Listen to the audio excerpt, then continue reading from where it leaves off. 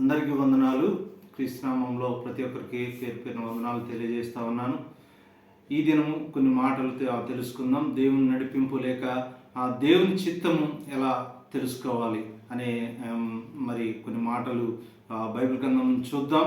మరి ఇప్పుడు ఒక ప్రశ్న ప్రతి ఒక్కరిలో తలెస్తా, నేను ఎంత ప్రార్థన చేసినా నాకు జవాబు రావట్లేదే, ఆయన చిత్తం ఎలా తెలుసుకోవాలా అనే ఒక తలంపు వస్తుంది. ఆయన ఒక సర్వాధికారి. ఆయన చిత్తం కోసం ఎదురు చూసే వ్యక్తులకు దేవుడు కొన్ని పద్ధతులు, ఒకే పద్ధతిని ఆయన ఏమి ఎంచుకోడు, కానీ కొన్ని దర్శనాల ద్వారా, కొన్ని కళల ద్వారా, మన బంధువుల ద్వారా, మన స్నేహితుల ద్వారా, మన తల్లిదండ్రుల ద్వారా, మన మనసు ప్రేరేపించే విధానాల ద్వారా ఆయన చిత్తం ఏంటో ఆయన మనకు బయలుపరుస్తాడు. తరచుగా దేవుని లేఖనాల వాక్యం ద్వారా ఆయన మన పట్ల మన చిత్తం ఏంటో ఆయన గ్రహిస్తాడని ప్రేమపూర్వకం మీకు మనవి చేస్తూ ఉన్నాను. మేము మారు మనసుకి కూర్చున్నప్పుడు 13 దినాలు ఒక సంఘంలో ఎల్ఏఎఫ్ చర్చిలో మేము మారు మనసు కూర్చున్నప్పుడు దేవుని మాట నాకు మార్క్స్ వార్త 14:38 వచ్చిన, మీరు శోధనలో ప్రవేశించుకున్నట్టు మెలకుగా ప్రార్థన. ఈ మాట ఒక టీచర్ కనుక 10 సార్లు చెప్తే మరి ఎట్లా ఉంటుందో మరి అది తరచూ నాకు వినపడతా ఉండేది. కళలో పడుకున్నప్పుడు, లేచినప్పుడు తరచూ నా చెవుల్లో 1కి 10 సార్లు వినబడతా ఉండేది. దేవుడు మరి ఇలా చేయమన్నాడని అట్లా నేను ప్రార్థనలో గడిపేవాడిని. అక్కడ ఉన్న సేవకుని ద్వారా ఆ వాక్యం ద్వారా ఇంకా వివరంగా తెలుసుకొని ఇంకనూ ఎక్కువ ప్రార్థనలో గడిపేవాడిని. కనుక తరచూ లేఖనాల ద్వారా ఆయన మాట్లాడుతూ ఉంటాడు. మనం చాలామంది బైబిల్ తెరిచి ఒక ఏలు పెట్టేసి దేవుడు దీని ద్వారా మనతో మాట్లాడాడు అని మీరు ఎప్పుడు మరి గ్రహించొద్దని కూడా ప్రేమపూర్వకం మన దేవుడు ఆకస్మికంగా పనిచేయడు. నీవు పుట్టక మునిపే నీ పట్ల ఆయన ఉద్దేశాన్ని ఎరిగి ఉన్న దేవుడు. నీ పట్ల ఒక చిత్తాన్ని ఆయన కలిగి ఉన్నాడు. నువ్వేమవ్వాలో, నువ్వు ఎలా జీవించాలో ఆయన ఒక ఆలోచన కలిగి ఉన్నాడు. కనుక ఆకస్మికంగా దేవుడు పనిచేయడని ప్రేమపూర్వకం మీకు మనవి చేస్తూ ఉన్నాను. దేవుని వాక్యంతో మనం నింపుకున్నప్పుడు దేవుడు అనేక విషయాలని మన మనసులోకి తెస్తాడని ప్రేమపూర్వకం మీకు మనవి చేస్తూ ఉన్నాను. రోమాపత్రిక 8వ అధ్యాయం 14 వచ్చిన ఒకసారి చూసినప్పుడు, దేవుని ఆత్మ చేత ఎందరు నడిపింపబడదురో వారందరూ దేవుని కుమారులైందరు. దేవుని ఆత్మ చేత ఎందరు నడిపిస్తారు, ఆయన ఆత్మతో ఆయన మనం నింపుకునే వారిగా మనం ఉండాలని ప్రేమపూర్వకం మీకు మనవి చేస్తా ఉన్నాను. అంతరంగంలో నమ్మకం దేవుడు తన ఆత్మ ద్వారా మనకి ఇచ్చాడు. మనం చేస్తున్న పని మంచిదా చెడ్డదా అనే విషయం కూడా ఇది మనకి తెలియజేస్తుందని కూడా ప్రేమపూర్వకం మీకు మనవి చేస్తా ఉన్నాను. ఇక్కడ హెచ్చరిక ఏంటంటే, మరి నువ్వు ఏదైతే ఆలోచిస్తున్నావో మరి అది నా సొంత కోరికల స్వరమా లేక దేవుని చిత్తమా, ఒకసారి మనం ఆలోచన చేసేవారిగా మనం ఉండాలా. మరి ఇక్కడ అపోస్తుల కార్యాలు 13వ అధ్యాయం 2వ వచనంలో పరిశుద్ధాత్మ నడిపి యొక్క ఉద్దేశాన్ని ఇక్కడ చెప్తా ఉంది.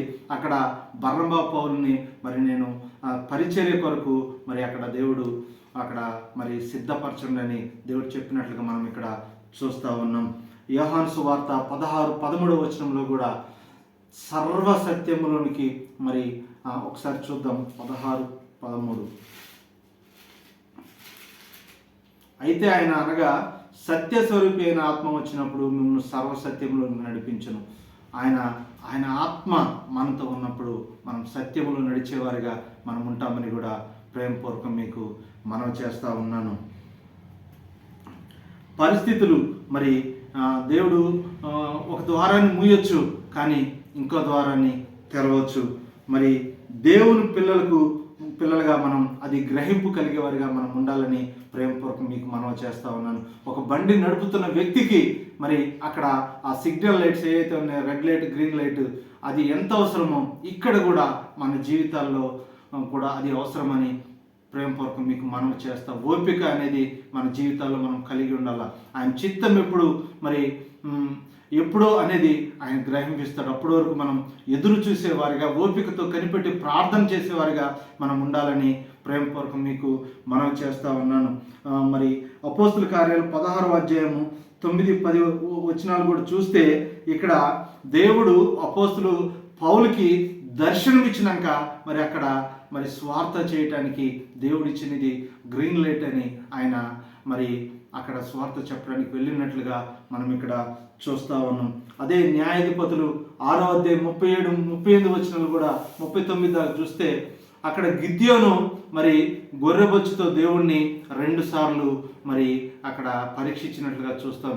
దేవా, ఇది నీ చిత్తమా కాదా అని గొర్రెబొచ్చు మీద ఒకసారి మంచు పడినప్పుడు తర్వాత గొర్రెబొచ్చు మీదే మాత్రమే మంచు పడాలి, చుట్టూ పడకూడదని 2 సార్లు దేవుణ్ణి మరి అక్కడ శోధించాడు. కానీ 2 సార్లు దేవుడు అక్కడ స్పష్టతనిచ్చినట్లుగా చూస్తూ ఉన్నాం.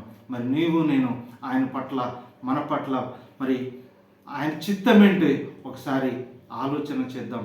మరి ఆ గ్రహింపు కలిగి మన జీవితాల్లో మనం కొనసాగుతున్నామా లేదా ఒకసారి ఆలోచన చేద్దాం.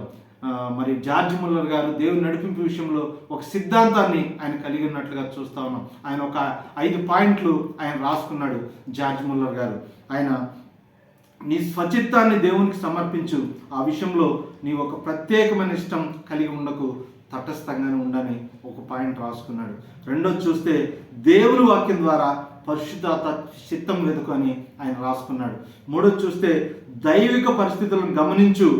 నాలుగోది చూస్తే మరి ఆయన నడిపింపు కొరకు నువ్వు ప్రార్థన చేయి అని ఆయన రాసుకున్నాడు. చివరిగా రాసుకున్నాడు 5వది దేవుని నడిపింపు కొరకు వేచి ఉండు. మరి దేవుని చిత్తం నీలో మరి దేవుడు ఎప్పుడు నీకు మరి పచ్చ జెండా ఊపుతాడో, ఎప్పుడు నీ జీవితంలో గ్రీన్ లైట్ చూపిస్తాడో అప్పుడు వరకు మరి వేచి ఉండమని ఆయన రాసుకున్నాడు. ఆ సిద్ధాంతాన్ని కలిగి ఆయన జీవితంలో ఆయన విజయం చూసినట్లుగా మనం చూస్తూ ఉన్నాం. అట్లాగే ఎఫ్వి మేయర్ గారు కూడా ఒక సిద్ధాంతాన్ని రాసుకున్నాడు. దేవుని వాక్యం నా హృదయంలో పరిశుద్ధాత్మ తాకిడి అంట. బయట పరిస్థితులు ఒకదానితో ఒకటి పెనవేసుకొని వెంటనే కార్యాలు జరుగుతున్నప్పుడు అది దేవుని చిత్తం అని గ్రహిస్తానని ఆయన రాసుకున్నాడు. మరి దేవుని చిత్తం నువ్వు గ్రహించే స్థితిలో మరి నువ్వు ఉన్నావా లేదా ఒక్కసారి మరి ఆలోచన చేయమని ప్రేమపూర్వకం మీకు మనం చేస్తూ ఉన్నాను. అనేక సందర్భాల్లో నడిపింపు అనేది అనేక విషయాలతో ముడిపడి ఉంటుంది. ఒక సమయంలో ఒక మెట్టు ఎక్కడానికి నీకు ఒక వెలుగు లేక ఒక దీపం అవసరమే ఉంటుంది. నువ్వు ముందు ఉన్న వెలుగుకి విధేయుడు అయిన ఉంటే దేవుడు తన చిత్తమేంటో నీకు అనుగ్రహిస్తాడని కూడా ప్రేమపూర్వకం మీకు మనవి చేస్తూ ఉన్నాను. మరి దేవుడు నీ జీవితానికి అవసరమైన బ్లూ ప్రింట్ అనేది దాన్ని పూర్తి వివరాలు ఇస్తాడు. ఎప్పుడంటే ఓపికతో నువ్వు ఎదురు చూసినప్పుడు. ఆ ఓపిక మరి నీ జీవితంలో ఉందా లేదా, ఆయన చిత్తం కనుగొనడానికి నువ్వు సిద్ధంగా ఉన్నావా లేవా, నీ జీవితాన్ని సమర్పించి ఎదురు చూస్తున్నావా లేదా, మరి ఆయన ఆజ్ఞలకు నువ్వు విధేయత చూపిస్తున్నావా లేదా ఒకసారి మరి ఆత్మ పరిశీలన చేసుకోవాల్సిందిగా ప్రేమపూర్వకం మీకు మనవి చేస్తూ ఉన్నాను. దేవుడి కొద్ది మాటలను దీవించును గాక. ఆమేన్.